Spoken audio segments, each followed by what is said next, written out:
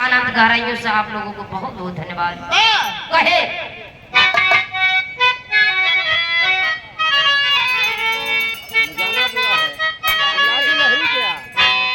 अरे मेरे दर्द दिल की, अरे मेरे दर्द दिल की दवा क्या करूं,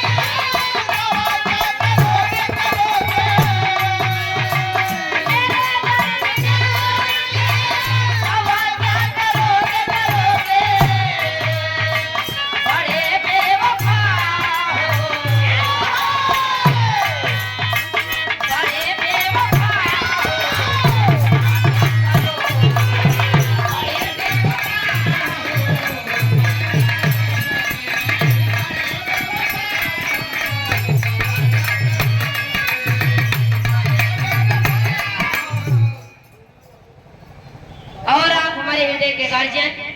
विनोद श्रीवास्तव जी। इस कार्यक्रम में हम दोनों कलाकारों को बुलाने का आपका बहुत बड़ा ही सहयोग रहा। 2 से रुपए का महान आशीर्वाद, तहे दिल से धन्यवाद बा। आशीर्वाद की चाह नया ना बुरा है,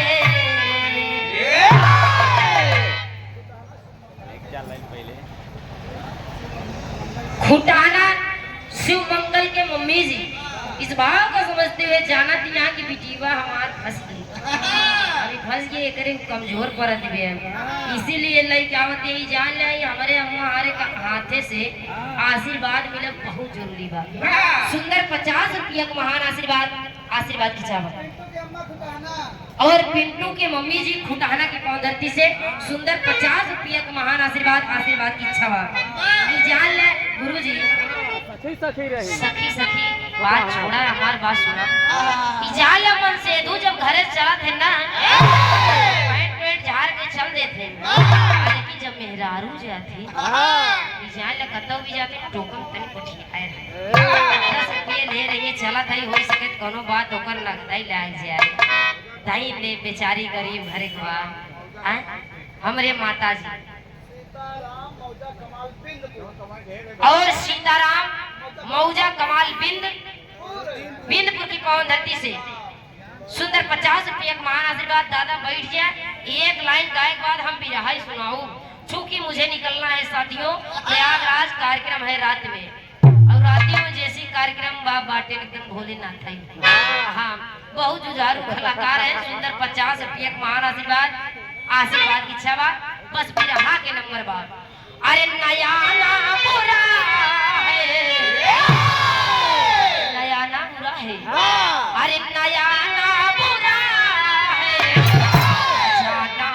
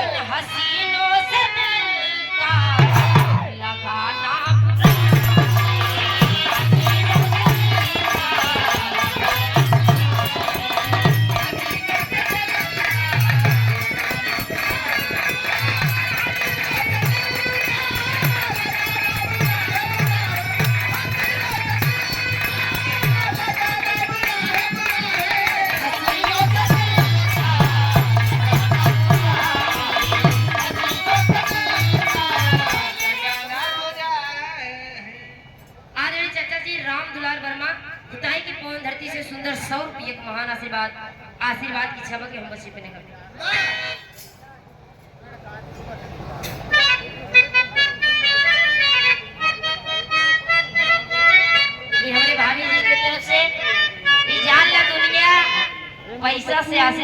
के लेके ने बोलाई हमरे काने में दे दी हाँ। का अरे मोटकी ई काने में आशीर्वाद दे दी कि जा बहुत आगे जाबू तू बहुत बढ़िया गायकी बहुत सुंदर गायकी बहुत आगे जाबू आप लोगन के आशीर्वाद बना रहे ये बिटिया के ऊपर सुंदर 100 एक महान आशीर्वाद लबरू काहे जी? कि हमरे जनाब हैदर अली गुरुजी एक ओरी स्वर्गीय लाल जी लहरी गुरुजी खड़ा हो एक ओरी जनाब हैदर अली गुरुजी खड़ा हो कहां ये पत्थर को कहां अरे पत्थर को अरे पत्थर को पत्थर को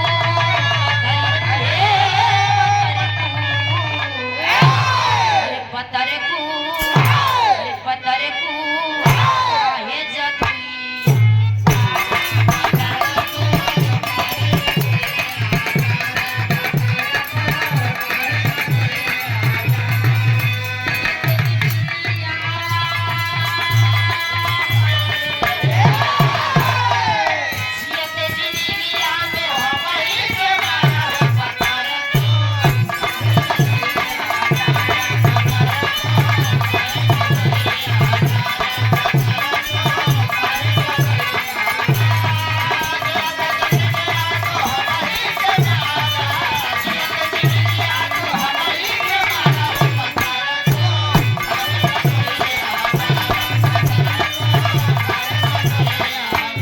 जयतनी बतिया सुने हमरे स्वर्गीय लाल जी लहरी गुरुजी बड़ा फटहा गवैया रहे उनकर जान ला फटका के हुस बर्दाश्त नाय होत रहा कहां ये रे सवारे का कई सवारे का सवारे का सवारे का रे सवारे का अरे सवारे का या मेरा जिया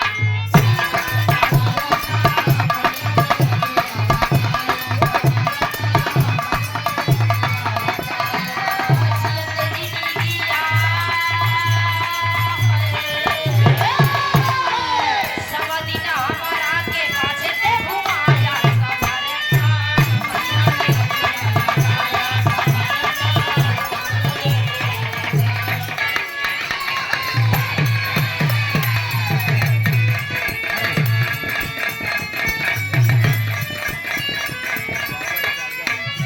अगर बिरहा के कलाकार जे भी है जोने बिरहा में अगर कसौटी के नाम से पूर्वी छपरहिया न होके बिरहा के कोनो मजा नहीं। पगला और आप हमारे हृदय के गार्जियन जी आदरणीय सम्मानित आप डॉक्टर श्रवण मौर्य जी जिला उपाध्यक्ष भारतीय जनता पार्टी अमेठी निवास रामगंज बाजार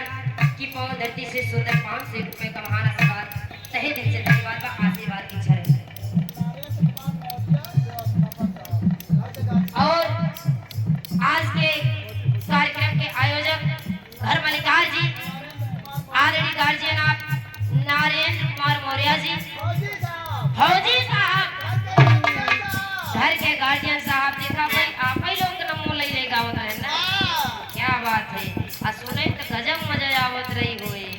ई सुंदर 501 रुपया का महान आशीर्वाद तहे दिल से धन्यवाद बा आशीर्वाद चाह रही अगर बिरहा करे हवा तो बिरहा के समझा ये ऑर्केस्ट्रा में ही बाकी आवा हर बार ठुमका लगाए नाच गाए काम खत्म ये बिरहा का गढ़ है और आप हमारे गुरुजी आप हमारे हृदय के गार्जियन आदरणीय सम्मानित आप जिला पंचायत सदस्य वार्ड नंबर 30 से आपका अपना प्रत्याशी आदरणीय सम्मानित आप हमारी माता जी कमलेश कुमारी मौर्य जी सम्राट शिव प्रकाश मौर्य जी बबुरी ठेगाहा संग्रामपुर की पवन धरती से अमेठी जनपद की पवन धरती से सुंदरी 500 रुपए का महान आशीर्वाद तहे दिल से धन्यवाद बा आशीर्वाद की छड़ क्या बात है ले रे जाति नहीं सम्मान करे हैं लड़के भाई जो न बिरहा में अगर पूर्वी छपरहिया के कटौसी से ना होगे बिरहा के कोनो मतलब